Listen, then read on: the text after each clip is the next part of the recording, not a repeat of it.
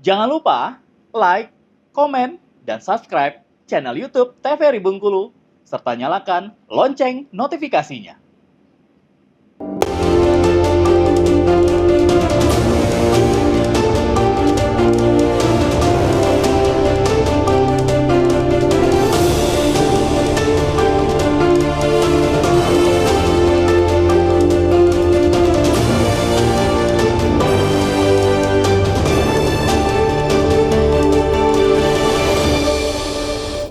Baik pemirsa, terima kasih Anda masih bersama kami di Berendo Ruang Konsultasi. Kita lanjutkan diskusi kita masih terkait dengan ASI ya Bun ya, dan juga metode akupresur. Tadi kita bicara terkait dengan buku ya Bun, buku yang harus dibawa oleh ibu hamil Bun. Nah kalau misalnya untuk ibu hamil sampai menyusui itu sebenarnya kapan sih waktu yang tepat harus kontrol terus ke bidan ataupun fasilitas kesehatan yang idealnya Bunda?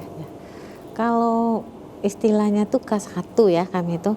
Nah sedini mungkin dalam arti udah tahu kondisi hamil, misalnya ada gejala hamil atau pemeriksaan hamilnya positif, itu setidaknya periksalah ke pelayanan kesehatan dasar, boleh ke puskesmas, boleh ke bidan, boleh juga ke dokter. Namun kalau untuk buku pink itu kan nggak di praktek dokter nggak ada ya Pak Babra ya. Kalau untuk di puskesmas pelayanan kita kasih gratis. Nah untuk buku pink ini istilahnya buku KIA ya. Buku KIA ini udah didesain sekarang itu terupdate, udah terpisah ibu dan anak. Jadi ada lembar depan yang khusus ibu dan lembar belakang khusus anak. Jadi udah terpisah. Di situ udah jelas kalau untuk ibu mulai dari ibu itu pemeriksaan hamil, nanti bersalin dia pakai KB apa, itu udah ada semua. Malah kartu surat keterangan kelahiran udah ada di sana. Nah, jadi artinya tinggal isi biodata, bidannya yang menolong atau dokter yang menolong tinggal dicap gitu kan. Udah bisa, dia ada dua, ada satu untuk arsip, satunya untuk digunting, bisa diambil dari situ. Untuk Dukcapil ya ke Dukcapil, surat keterangan kelahiran di buku KIA Pink itu udah ada sekarang. Berarti memang sudah lengkap sekali ya Bun ya untuk yang buku dibanding yang lama udah sangat lengkap. Malah kayak KMS itu udah terpisah bayi perempuan sama laki-laki. Kalau bayi perempuan kalau dulu kan sama satu lembar. Kalau sekarang yang perempuan itu pink, yang laki-laki biru. Nah untuk KMS-nya. Oke, kalau misalnya dari Mbak Febra ya, kalau misalnya untuk newborn sampai dengan balita itu kan tentunya ada kurva-kurva ya Mbak ya. Itu sebenarnya pada saat kapan kita memeriksakan kurva itu tepatnya Mbak untuk newborn sampai ke balita?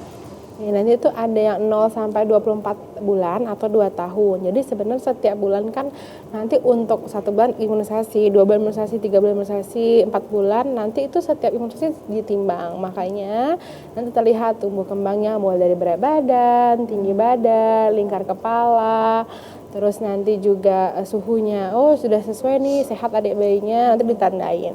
Bulan depan misalnya dari yang awalnya lahirnya 3 kilo, harus naik minimal 300 gram, jadi 3,9 kilo. Nah jadi nanti kalau misalnya tidak baik, naiknya kurang, nanti kita cari masalahnya.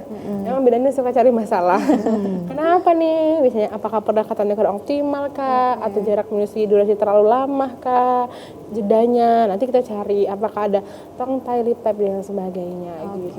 Jadi kalau kurvanya sesuai. Oke, tentunya memang harus dikontrol terus untuk dilihat setiap kurvanya setiap bulan sampai umur 2 tahun. Sampai 2 tahun pemirsa. Jadi memang nggak boleh lengah sama sekali ya, khususnya untuk ibu baru yang masih cemas dan juga panik. Nah, boleh langsung Mbak Febra memberikan pesan untuk masyarakat dan juga pemirsa Berendo di rumah terkait dengan ASI.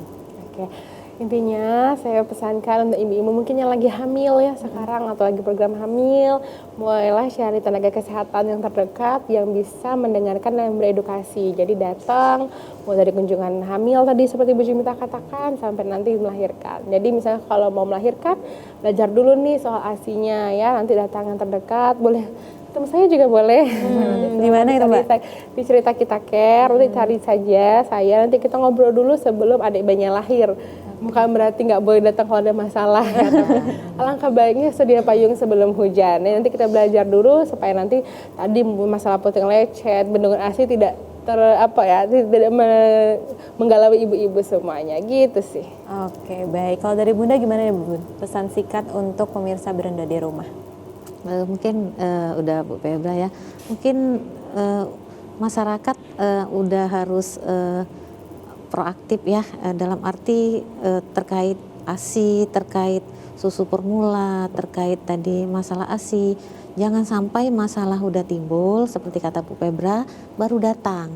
Alangkah baiknya sebelum kayak mastitis yang bengkak payudara itu terjadi, dicegah. Dicegah salah satu upaya itu dengan ya tadi pijat laktasi. Oke, baik pemirsa, tentunya deteksi dini dan juga pencegahan sangat penting dan juga kita sebagai masyarakat dan juga khususnya ibu harus bersifat proaktif. Baik pemirsa, usai sudah pembicaraan kita pada sore hari ini, saya Syifa Nabila mohon undur diri. Sampai jumpa di episode berikutnya Berendo Ruang Konsultasi.